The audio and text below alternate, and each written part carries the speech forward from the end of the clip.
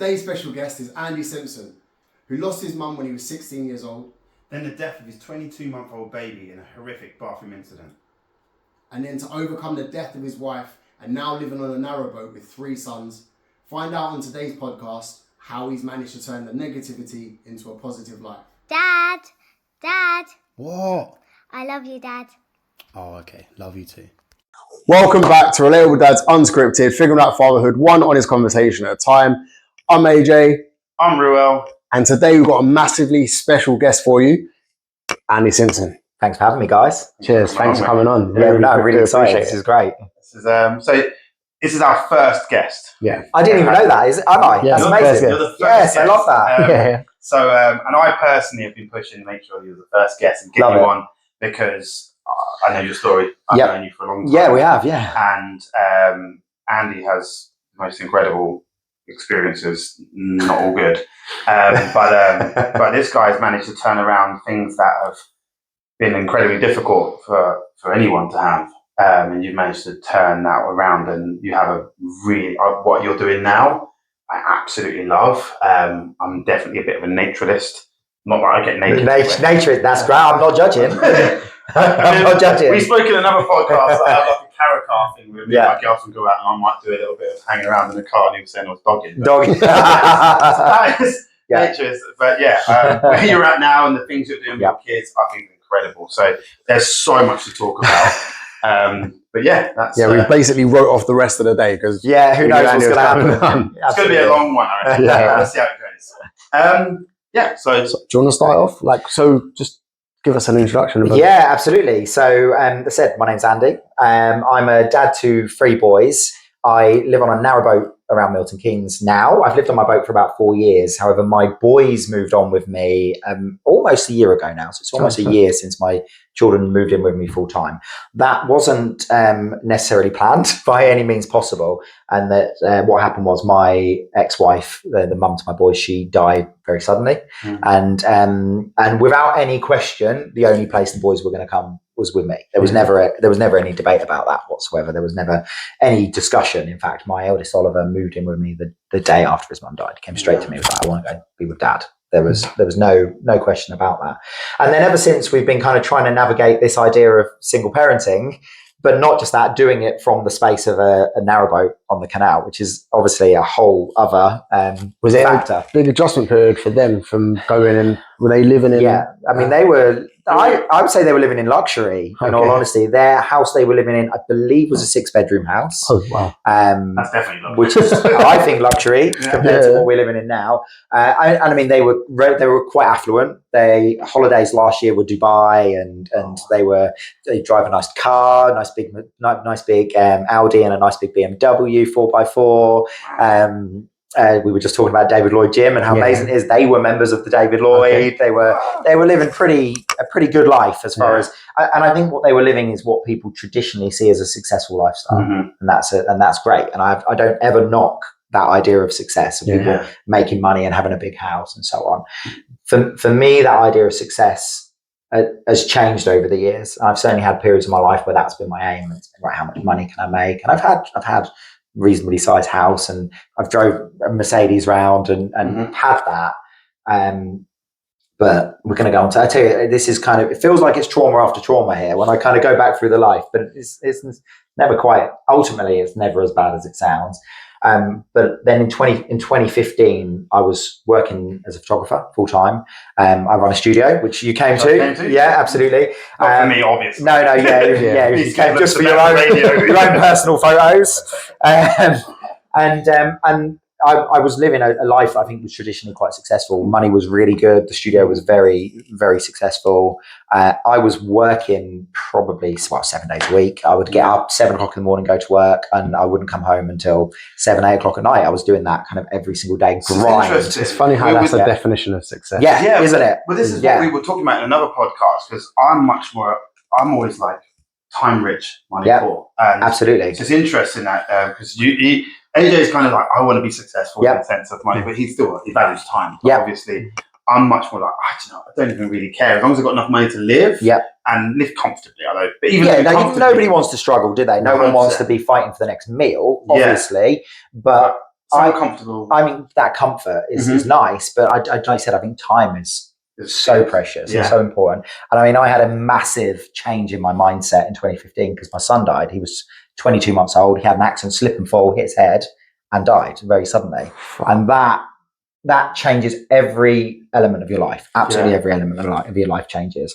And almost overnight, I felt this horrific guilt because he was 22 months old. I worked for his life. That's what I did.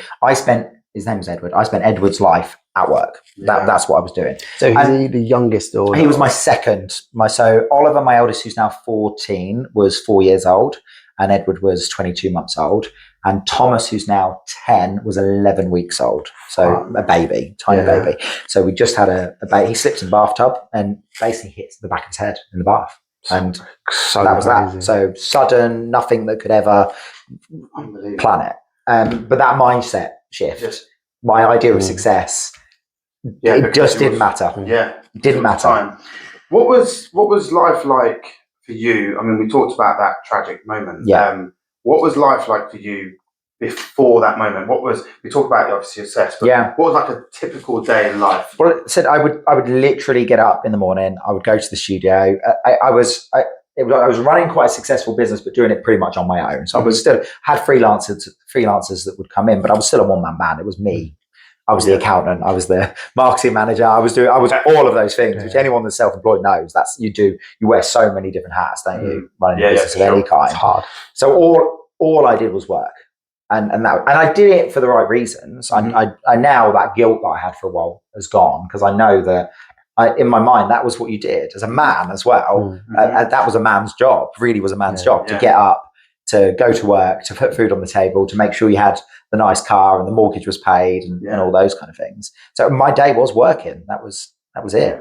So just from your perspective of like, what was your parenting like from your like dad and everything else? Because obviously you see it as that was what a similar setup, really similar setup. My mum was a full-time mum. She was a stay-at-home mum. My dad had a corporate job. We moved to Milton Keynes when I was maybe 2 years old because he got a job in the Volkswagen Group. The head office is here, and he worked his way up through that company through his entire life. He started as, I think, potentially even a mechanic for Volkswagen. Ended up as operations manager for Skoda UK. So worked his way up through this one company very successfully. Retired as kind of high standing member of the company and worked hard. He was a great dad. He's still my dad is one of my absolute best friends, and I'm really lucky to have that. Well, that's what we're going to probably ask next. What is your relationship like? Absolutely incredible. Has that changed since you've had kids? Most definitely.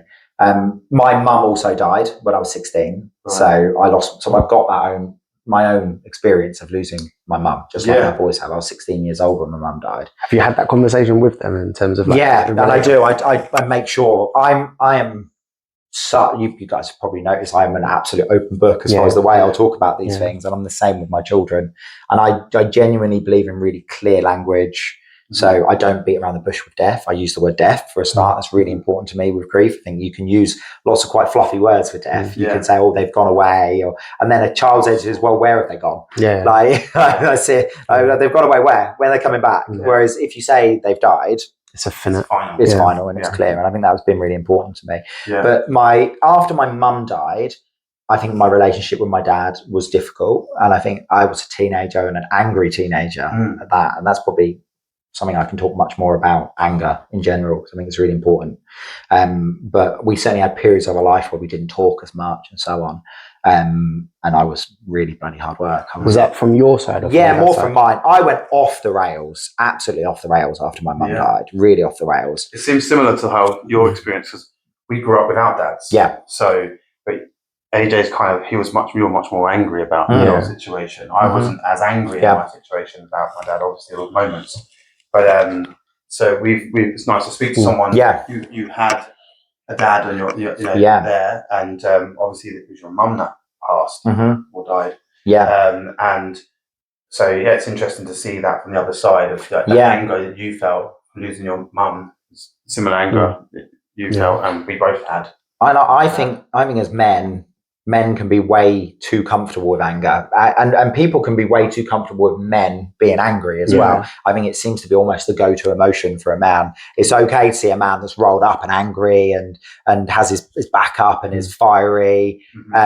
Women not so much. Women seem to be criticized for anger and accept, but at the same time it seems to be okay for a woman to cry and have but if a man's crying, there is this weakness idea. And I definitely think I was in a few periods of my life, I think I've been way too comfortable with just being angry at everything that's happened to me and having this victim complex of why have I had to have these kind of moments in my life that have set me back is what it felt like. I don't want to jump 10 stages too far. Yeah. But I feel like at this moment, how do you feel that you've kind of got over the demons of being angry? Yeah. You know what? It's taken me an awful lot. I'm extraordinarily pro-therapy. I went through a lot of really intensive moments of therapy, expensive moments of therapy as well, because it's stuff that the NHS were never going to provide. I did a therapy called EMDR, which is where they use follow your finger in your eyes, and it's about kind of retraining your mind to overcome. Right, it's absolutely crazy. One of my friends is she does it. Really, it's magic. It's so nuts. Like therapy with the eyes. It's crazy. He's always telling me to go to therapy. Well, I'm so pro therapy. I think I actually have to be really careful with my kids not to over therapize them, because I'm constantly like, even I'll be then, okay, how did that make you feel? And so on. And kids don't necessarily want that. Have they done therapy themselves? They haven't yet, no. And I actually took advice on that. And as far as the grief is concerned, most people have said, you know what, let that first year pass before then going and dealing with that side of things. They've had some, like the school counsellor has been involved in things, but it's play, and it's just more about having adults in their life that they feel comfortable with. I think at some point in their life, it will be beneficial for them. Whether that's now at their age or the stage they're at, and I don't know. But I'm so pro therapy because it's worked so well for me. I think it should be more spoken of, and it should be more accessible as well. Yeah, absolutely. And there's places in the world. In the US, everyone's in therapy. You go to the US and they're all doing it. So I have sort of a different view on that. I think because I've never done therapy. Sometimes I think we can do too much therapy, and I think it's a way of processing your emotions and your feelings. I don't mean to interrupt, sorry, but like I'm just saying. Wow! Don't stop now.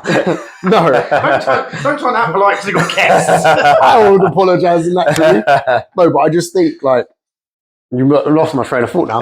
Sorry, mate. That sounds like a shame. I'll carry on with mine then, shall I? Sorry. Yeah, you can carry on now. As soon as you start speaking, I remember it. Yeah. No, I was just saying. Sometimes I think you can have too much therapy, because then we kind of constantly pull up old demons, and maybe it's because the way I deal with trauma is to just bury it. And I don't know, probably is that, but I don't know. I don't feel like sometimes I feel like you have too much therapy, you end up becoming a crying mess, and then I wonder if some people can deal with that and get out of that crying mess.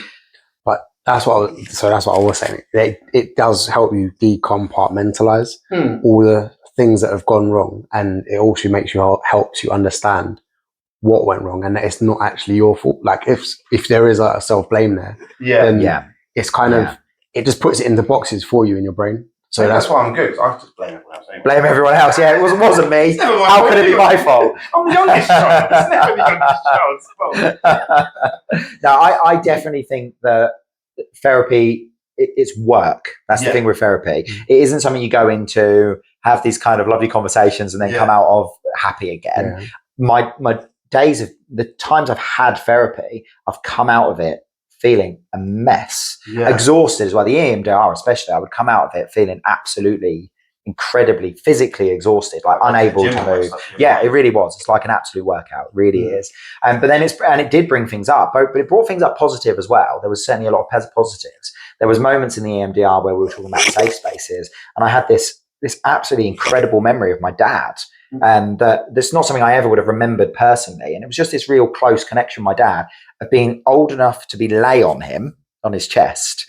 And I could smell him, and I remember it smelling bad, but which is really weird, isn't it? I remember my dad smelling like he'd had a workout and it was sweaty and horrible type thing. But every bit of this memory of me being a baby, or a toddler at the very least, and my dad actually being that safe space was really amazing to me, because although my dad and I are now really close, we're mates now, and we have a bit of banter. It's more that now than anything. So to have this sudden memory of him being actually a comfort was really incredible, and not something I ever would have, not a conversation I ever would have had with him before that. It would have been, he would have told me to shut up. What you talking that's about? what I was going to say. Was your dad, was he, because we're both cuddly, aren't we? Yeah. Our kids. Yeah, well, he must have been. So yeah, I didn't necessarily think he was, but from that memory coming up, I think he must have been. And then he'd say, yeah, you must have been maybe 3 years old and younger, that you would like lay on me and you would be cuddly. And so it brought on memories from me being tiny, and I would have never said, oh yeah, I had a really cuddly dad, loving dad, and not that he didn't like show love, but not in that way like I do with my kids. But he obviously did, because all of a sudden he's this amazing memory, which was, as I said, it was funny because I remember this kind of the sweaty smell, and, which is absolutely mad. So now it makes me think, before I cuddle my kids, definitely have a shower. They might remember it in like 30 years time. Through therapy. That stunk. It was gross. Don't do it. That oil smell all the time. I think that's probably a good thing. Yeah. Have you ever, do you know Joe Rogan, right? Yep. So have you ever heard of DMT? Yes. Yeah, very much so. Yeah. So I've never taken DMT recreationally, because you can take it as a like Joe Rogan. I always want to actually try it. I mean, I wouldn't be. I've started doing a lot of breath work lately, which it's been amazing. And I met a breathwork practitioner. He works for Nike, I believe, and with a lot of the Nike athletes, and does like a lot of net breathwork training, things like that. Breathe, absolutely, just breathe, just breathe, mate. And he's got a book, and he introduced me to some breathwork techniques that apparently might help your body naturally release DMT. And I've done a few of these sessions and felt so psychedelic. It's actually. That's the reason I said it. Is basically when you, just before you die, your body releases it, and then But there was someone who was on Joe Rogan who done DMT, and he like absolutely freaked out. Like he was like screaming, crawling at his neck, everything else. Came out of it, and everyone was like, "You all right, mate?" He was like, "Yeah, that was awesome." Yeah, it was amazing. Yeah, and then they were like, that was horrific. Like for us watching you, it was horrific." And he was like, "No." He re-envisaged him coming out of his mother with the umbilical cord wrapped around his neck, and it brought back absolute like deep memory. And he thought that was nice. Oh wow! No, but like the relief of him taking the umbilical cord off his neck, but that's what happened to him during childbirth. But he never knew that until this DMT trip. Crazy. But that's like, why obviously, that's why I just don't touch it. Your mind must store. Your mind stores everything that you've ever seen or ever heard. I do think that. I think like it must be there somewhere. It just gets put into folders, and over years you just don't ever look in that folder anymore. So then, what that's obviously doing is allowing you access to go back through those folders and old folders. That's when he's first born. That's crazy. That's probably the thing that freaks me out about going to therapy, because what it might drag up. I feel like I'm alright. But imagine, it's like you're not. You're not. I know you well enough. You're not all right. I've said to him so many times, you are a therapist. Excellent. They will love you. I think it's fine. I don't think there's a problem there. I can imagine if you start bringing up stuff that's back in there somewhere, that would cause a problem. So it's better left back there, right? But I just think it might cause a short-term problem. Yeah. By the long-term benefits of therapy. I don't think short-term, I don't think therapy is a comfortable thing to do for anybody. I mean, it's horrific. So when was like the first time you actually started therapy? It would have been so Edward died in 2015, and it was probably 3 or 4 years after Edward died. So it might have been 2020 actually. I waited a while, and again after Edward died, I was angry. I was really angry, and I was putting myself in situations that were uncomfortable and dangerous, and so on. I just wasn't. Toxic relationships at that point. Zoe and I got divorced, and I found myself in relationships with people that just weren't good for me, and we weren't good for each other either. Where arguments and fights and shouting and screaming, and really again getting back into martial arts, but going in really head on and sparring with people that were 10 times my size and not caring. Just loved getting hit in the head at that point. It was just brilliant. It was like the most exhilarating thing I had was just getting. And at this point again, I was way out of being fight shape and it's making me think of us. I'm into martial arts. I'm into kickboxing, and I love getting fights. Yeah. Maybe I should. You maybe should. Maybe there's something wrong with there's something wrong with you, maybe. Maybe you should try therapy instead. What did I tell you? Yes. When did you start martial arts? No, I actually started before my divorce. Yeah. It was a cope mechanism before it happened. relationship. Yeah. But it was so easy, again, just to feel this anger, and it was fine. No one cared if I was angry. No one cared if I was getting into arguments with people driving down the road because they had cut me up for a minute. I was doing all of that. I was shouting and swearing at people out the car window, and every single thing I did was just anger. It was just, my whole life was just fueled by being constantly. So what was that light bulb moment where you thought, you know what, fuck it, I'm actually going to try? I left an absolute toxic relationship and I got out of it. And in all honesty, it was abusive. It was horrifically abusive. And I look back at it now and think, Christ, I was, and as a man, you don't want to be like, oh, I was a victim of abuse, but it was abusive. It was violent, physically, mentally, absolutely all of those things. And taking myself out of that and going, this isn't okay. Putting myself in these situations isn't normal. I'm doing it to myself as well.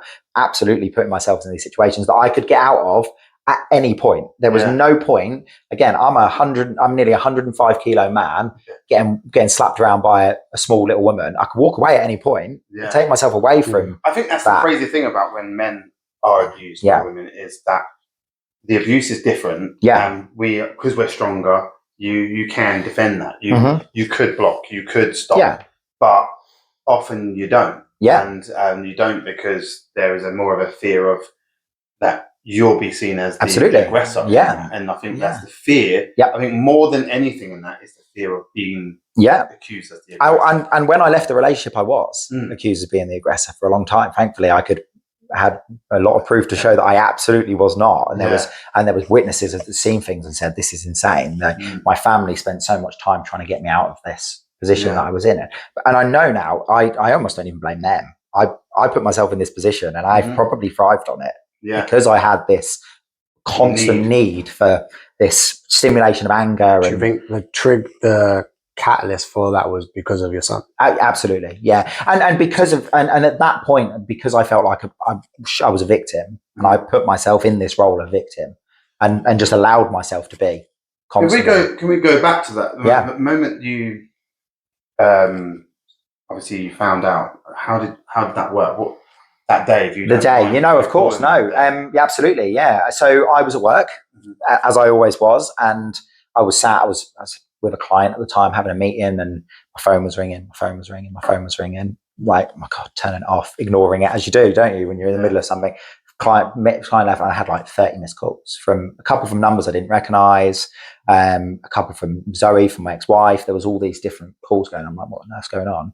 And messages like, you need to call me back. And I kind of called, I called Zoe back. She hadn't answered, called a neighbour that had called me back. And they just said, you need to get to the hospital now. Edward's had an accident. He's in cardiac arrest, was the exact words.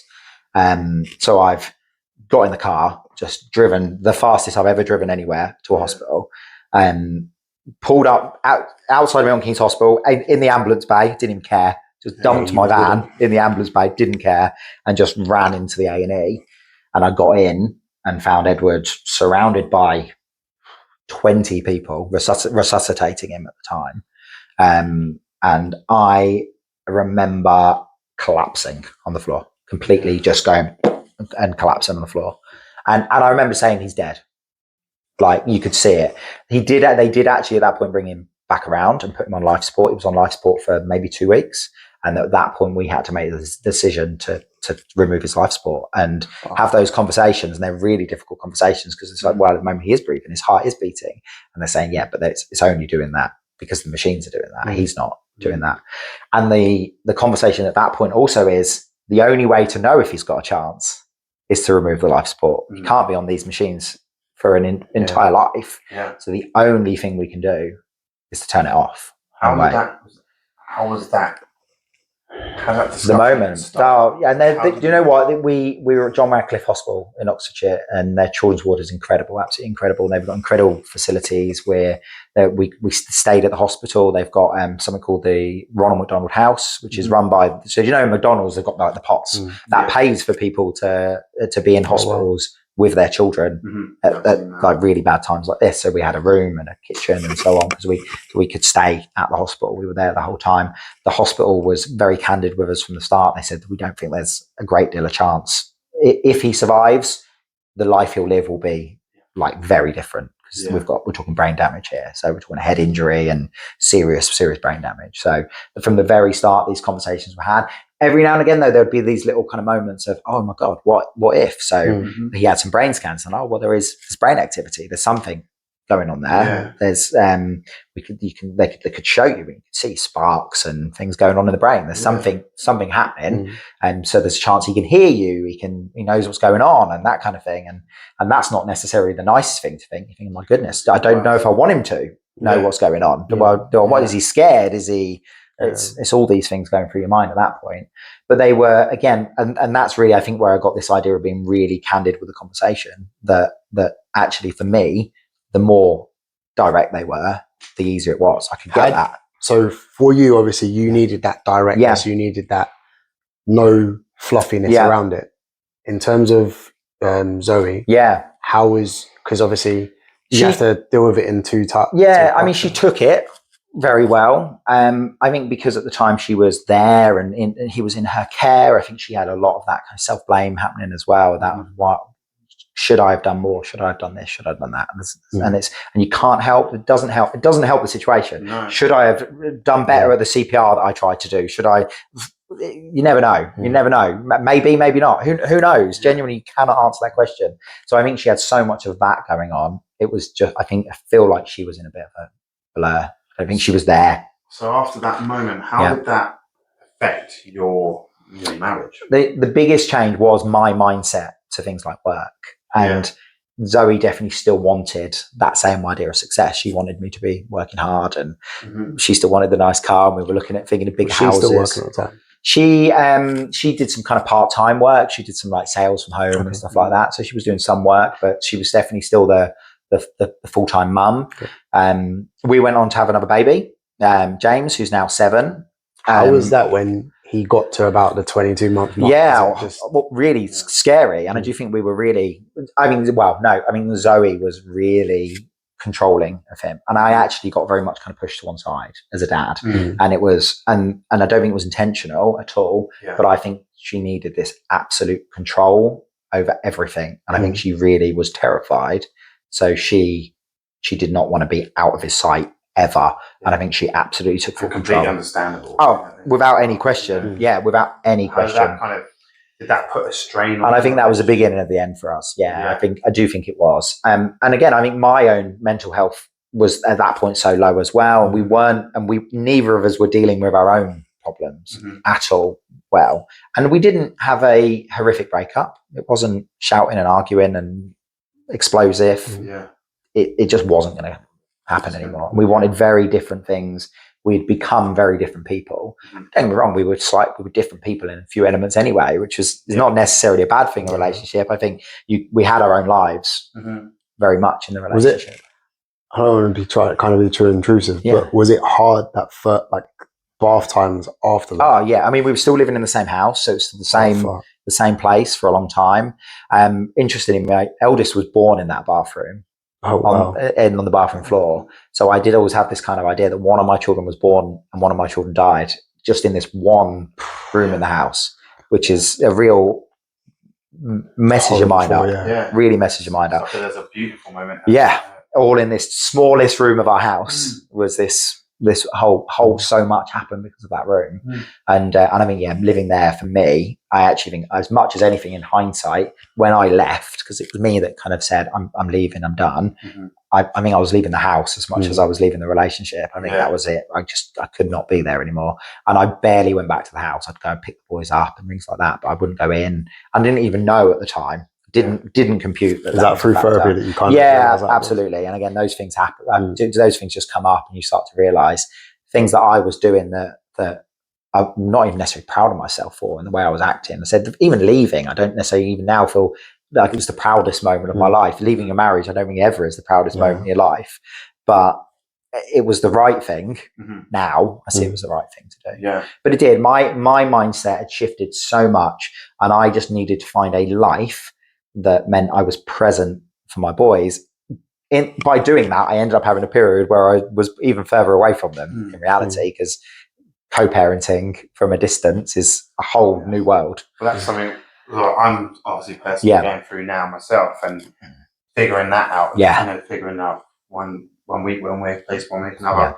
So I can, and there's so many more elements to your story that I can't even imagine. But obviously, going through divorce, I can. And divorce in itself is traumatic, isn't it? And without all this stuff, and for everyone, it's not you don't get married planning on a divorce, do you? You go into it because you love that person, you care about that person, and then even obviously after Zoe died, this is the mother of my children. This is the person that I absolutely loved for a long period of my life. We were very young when we met. I was working as a nightclub doorman in Lloyd's in Milton Keynes. She was there every week partying as you did at that kind of age. We were young and we went through all these things together as well. So that there's no.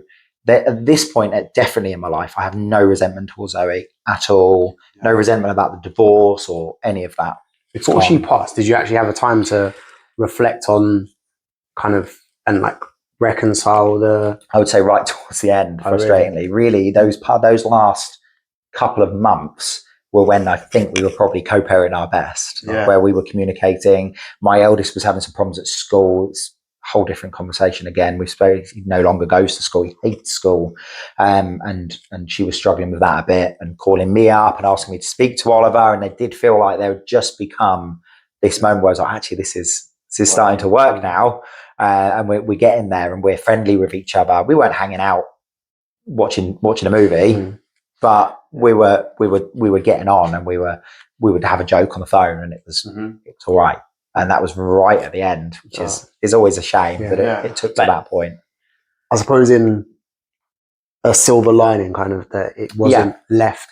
No, I really, I'm quite pleased with that. That it felt like we were nailing it between us a little bit right at the end. And how, if you don't mind again, because I mean, I said earlier, you've been through so many different things. I know you weren't together at that time, but how was that and how did that day come about? Obviously, once you found out, I don't actually know how she died. So it's a little bit blurry for me how she died. I don't really know all the details actually. It's become so. A partner, she was living with a partner. Just basically called. I knew she'd been ill. She'd had some periods of illness. She'd been in and out of hospital. I believe she'd had a stroke at some point, which is like one of those like minor strokes that people have. And there was just seemed to be illness after illness and illness, and she was in and out of hospital, but no real pin down. She got an infection, which was on her brain, and she got sepsis, I believe, and the sepsis was the final. And I know a bit about sepsis. I actually know someone that had all their limbs amputated because of sepsis. Wow. So I know how serious sepsis can be. And they were a quadruple amputee.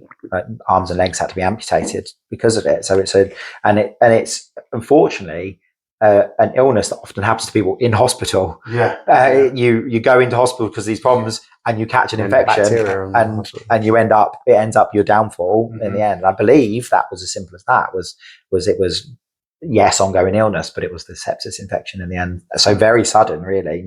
We hadn't put anything in place. There was no time to plan what would happen. How was that breaking that information to the kids? So Chris did, the stepdad did, which is, I'm so thankful for him. It was amazing. He's been absolutely amazing with my boys since as well. And he's going through the loss of his partner. That's his girlfriend that he's lost. They lived together. They had a child together, another child together as well. So they've got another little boy who I believe is 5 years old now as well. So he told them pretty much right away and said to them kind of, what do you want to do? My eldest right away said, I just want to go to Dad's. And so right away, I think it was maybe the day after, or maybe even the day that they were told, I think, that he just came straight to me.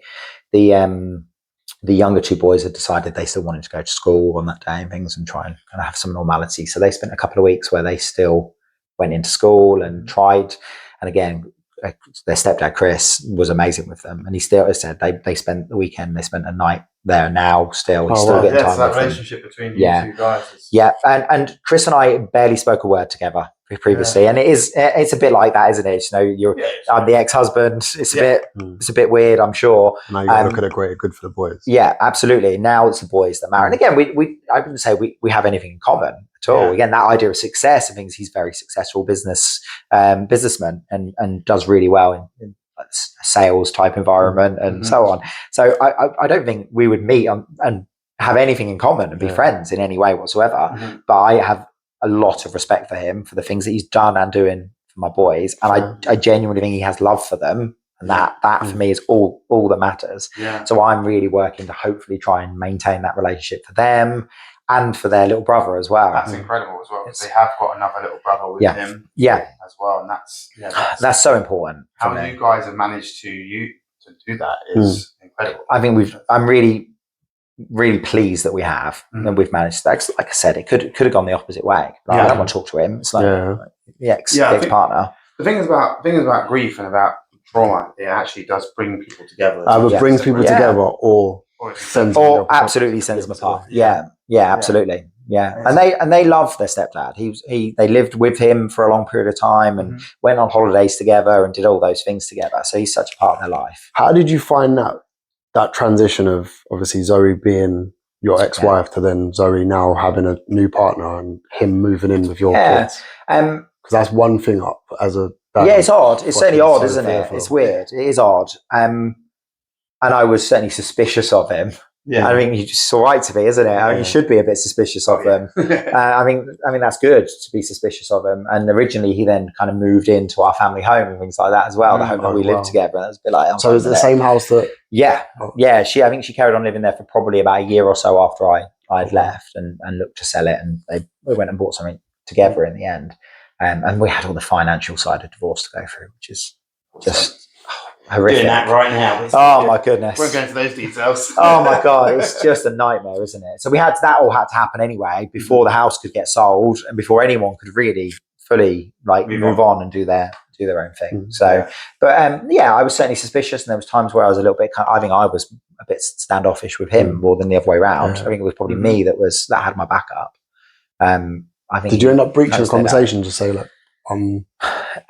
I don't know. No, we really didn't. I don't think we ever. We gradually, if anything, kind of ignored each other for a bit, and it just didn't really matter. I would say, because I was communicating well with Zoe about things. He would drop the kids off to me. It was generally him that drove the kids over, drop them off. Like, right, pick them up tomorrow, whatever time or whatever it was. And that was it. That was the extent of our conversation. And then once Zoe died, we've never really had the conversation. It's just been really civil, friendly. Moderately supportive. Both of us have said at times, like, how are you doing? Is everything okay? I'm sure this is hard, but it's short, it's said, and it's done. It's almost unsaid at times. But it's still great that you guys have been able to do that. Yeah. Not all, and particularly guys can be very much for their proud of themselves. Oh, of course. Yeah, again, that ego comes over. We've all got it, haven't we? We've all got that ego. How do you navigate birthdays, Christmases, holidays, all that kind of thing? We're kind of going through firsts for all of that in reality. And so over Christmas, for example, we did they went and spent time with Chris on Boxing Day, I believe. Did we do Boxing Day or Christmas Eve? Can't remember if we did one or the other, over the day before, the day after. And they still got that time. And then he also then took them to see Zoe's family, grandparents, things like that. So it was all kind of done at once, which just made it kind of easier to do. And again, I think we'll keep trying to maintain that, keep trying to push that forward. If he can spend any time with them, in all honesty, any time he wants to spend with them, or any time they want to spend with him, I'm all right with that. I'm also, and that's also selfish, I'm a single dad now. I'm doing this 99% on my own. Yeah. At any point someone wants to take my children, they're going to have them. Take the kids. Just have them. How long do you want them for? Done. What do you want to them overnight? Yeah, well, great. They're yours. Bring them in to drop no, by the way, they're staying. What was it like? So before, obviously, she died, what was the split like then? Because, I mean, we're 50-50. It definitely wasn't 50-50 for a long time. And that became we were going through the courts and all sorts to deal with that. And I was pushing for more and more and more. And it was difficult. That was really difficult. And again, I even at the time, I approached her with this. I think she really tried to keep a lot of close control over the children. Yes. And I even, especially after therapy, tried to approach from a therapy perspective, like, well, do you think maybe you need to learn to let go a little bit, give them freedom and detach and so on? And angry at me for maybe opening that up a little bit. See, it was difficult. How do you navigate your mental health through that? Because obviously you're very full on and you're very hands on as a father. Yeah. So how do you navigate the fact? It was horrible. It was probably one of the most difficult periods. I probably had a year where I was seeing them sometimes for just a day at a time, and they weren't even staying overnight, and times like that. And that was so painful. It's really difficult. Probably, I'll be honest, in my situation, we've always been 50-50. Yeah. And, anyway, I've been a pretty much hands-on dad ever since I've had kids. Yeah. I've always been around all the time. Mm-hmm. And that was probably one of the scariest things about the divorce is what's going to happen now? See them, and that was the scariest thing. I was like, how would that work? And having weekends, and then there's so for me there was different layers of first of all you've got how much I'm going to see them, and then you've got the like you said, another person coming into their lives, and who are they going to be? What are they going to be like? What sort of man are they? What sort of influence?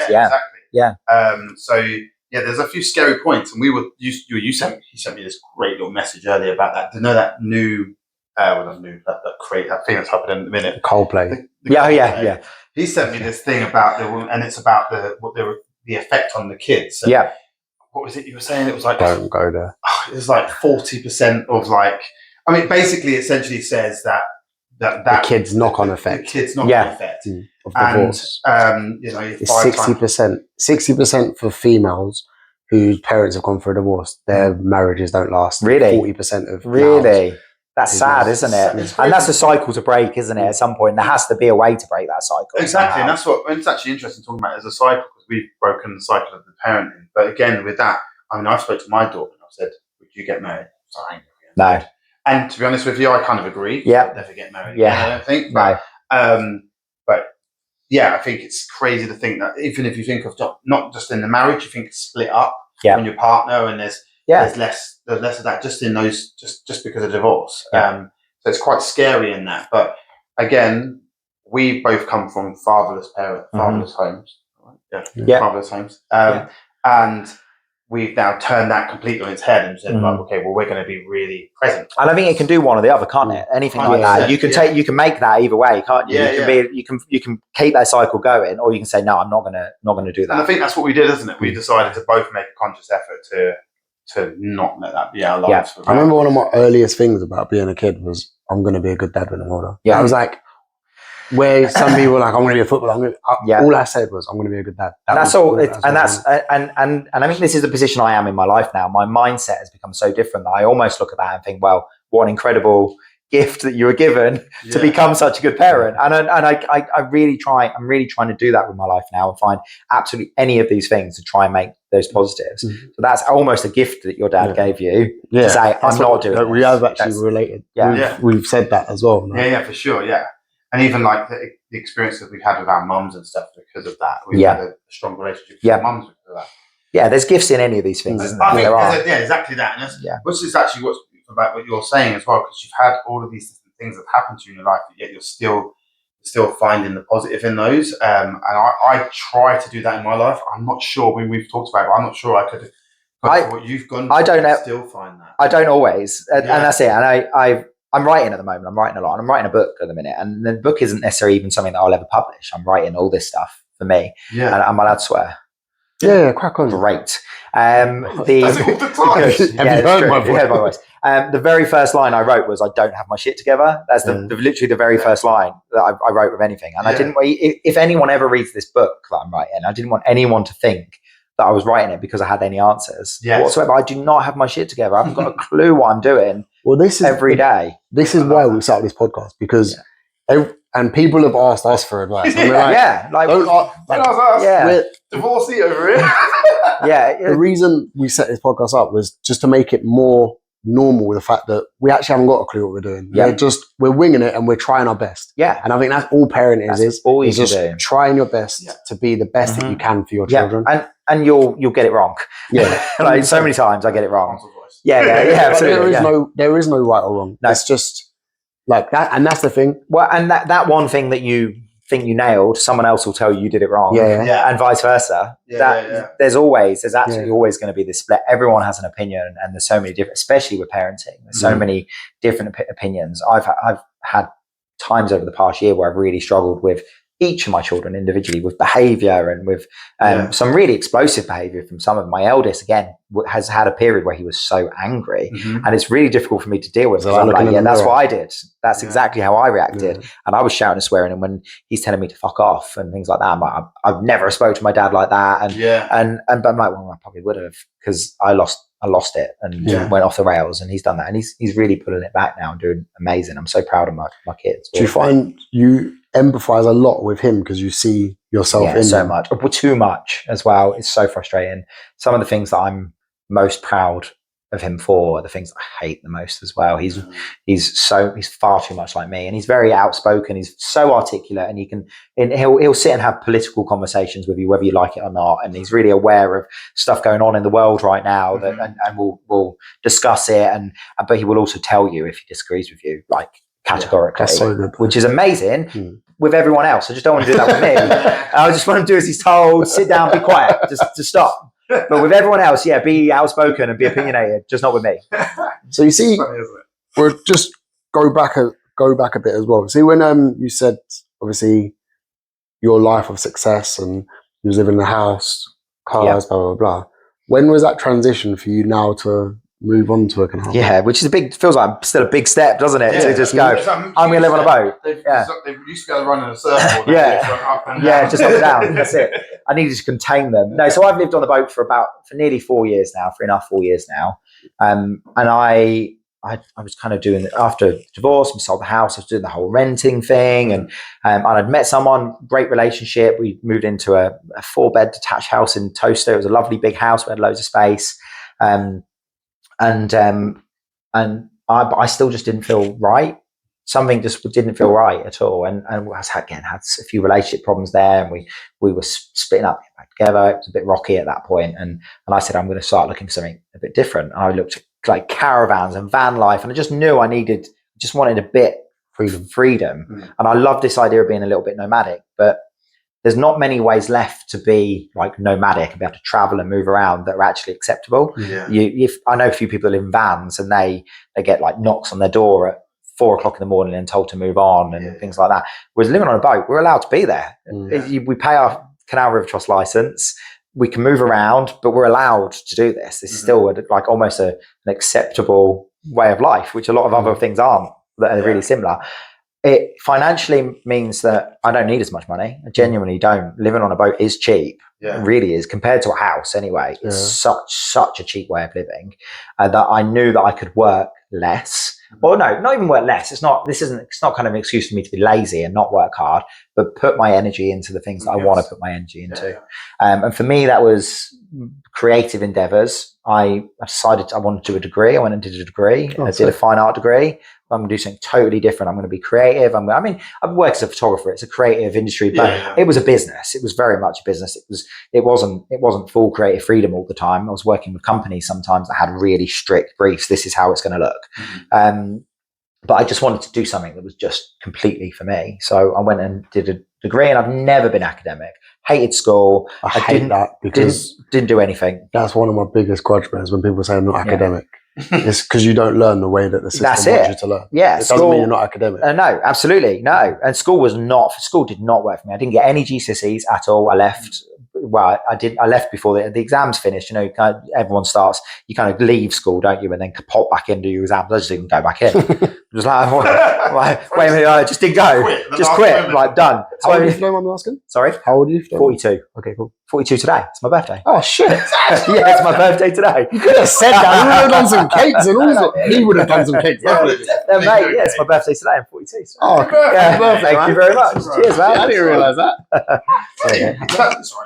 I'll just destroy the set as we go along. Came along on his mate, I'm here on my birthday. I think 42 is the age where I don't care anymore.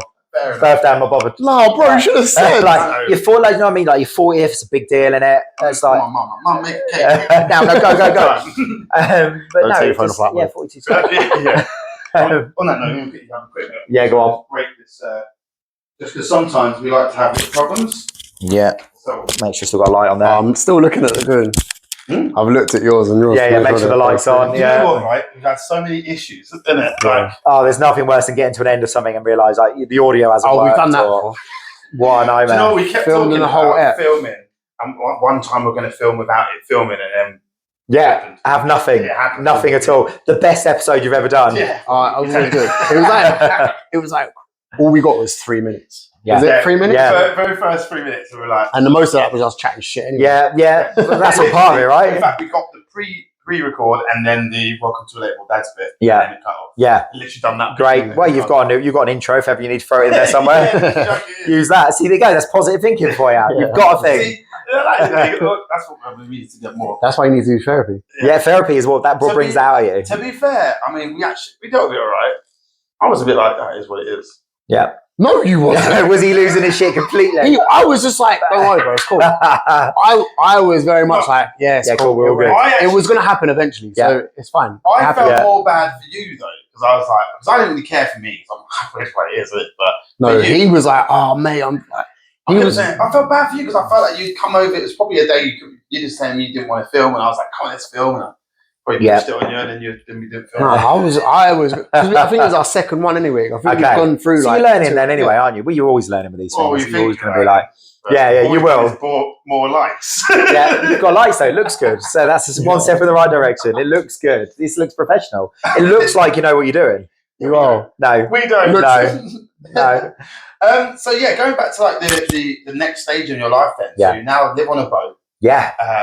Boat life is the best decision I think I've made in such a long time. You see, you said it's a lot cheaper than living in a house. Talk me through because obviously people want to move on to a boat. No. Dad, are you finished yet? Dad. Nah, man, that's just the end of part 1. Come back next week for part 2.